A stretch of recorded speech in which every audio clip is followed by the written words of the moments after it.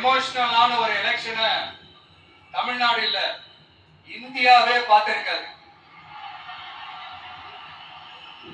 நீங்க every 5 years வர ஒரு எலெக்ஷன் மாதிரி இத நினைச்சிடாதீங்க. இது வேற. இது ஒரு அதிசய எலெக்ஷன். 50 வருஷத்துக்கு ஒரு வாட்டி நடக்கிற ஒரு எலெக்ஷன் மாதிரி. அதனால அந்த சான்ஸை மிஸ் பண்ணிடாதீங்க மக்களே. ஒரு காமராஜர் தானா, ஒரு அண்ணா தானா, ஒரு எம்ஜிஆர் தானா நம்ம தமிழ்நாட்டுக்கு? அவங்கள மாதிரி வேற யாருமே வந்துட மாட்டாங்களா அப்படின்னு நீங்க ஏங்கினது எனக்கு தெரியும். அத மனசுல வச்சுக்கிட்டு தான் நம்ம டிவிக்கே வந்திருக்கிறோம். நம்ம டிவிக்கு யார் யார் மாதிரி எல்லாம் உழைக்கும் சொல்லவா? ஐயா முத்துராமலிங்க தேவர் மாதிரி,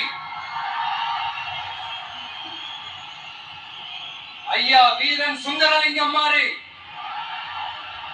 ஐயா வாவுசி மாதிரி, ஐயா அழகு முத்துக்கோன் மாதிரி, ஐயா கட்டபொம்மன் மாதிரி, ஐயா ஒண்டி வீரன் மாதிரி, ஐயா குரூஸ் பெர்னாண்டஸ் மாதிரி மாதிரி ஒட்டுமொத்த தமிழ்நாட்டு மண்ணுக்கும் உழைக்கும், உழைச்சுக்கிட்டே இருக்கும். இந்த எலெக்ஷன்ல நம்ம டிவிக்கு ஆட்சி அமைஞ்சா அது என்ன அமைஞ்சா அமைக்கிறோம். எப்படி அமைக்கிறோம்? நம்ம டிவிக்கு ஆட்சி அமைஞ்ச உடனே பெண்கள், இளைஞர்கள் எல்லாருமே நல்லா இருப்போம், நல்லா இருப்போம், நல்லா இருப்போம். விவசாயிகள், மீனவர்கள், உழைக்கிற மக்கள் எல்லாருமே நல்லா இருப்போம், நல்லா இருப்போம், நல்லா இருப்போம்.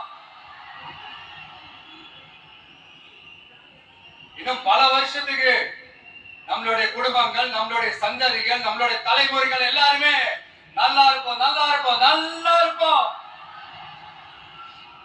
அதனாலதான் மீண்டும் மீண்டும் சொல்றேன், வேற யாருக்காவது ஓட்டு போட்டு உங்க ஓட்டை வேஸ்ட் பண்ணிடாதீங்க. அதனாலதான் பார்த்து பார்த்து உங்களுக்கான வாக்குறுதிகளை நாம அதை அறிவிச்சுட்டு இருக்கிறோம். சொல்லாதத, செய்ய முடியாததெல்லாம் சொல்லவே மாட்டோம். அதுல ரொம்ப உறுதியா இருக்கிறோம். சொல்லாததை செய்வோம், அது வேற விஷயம்.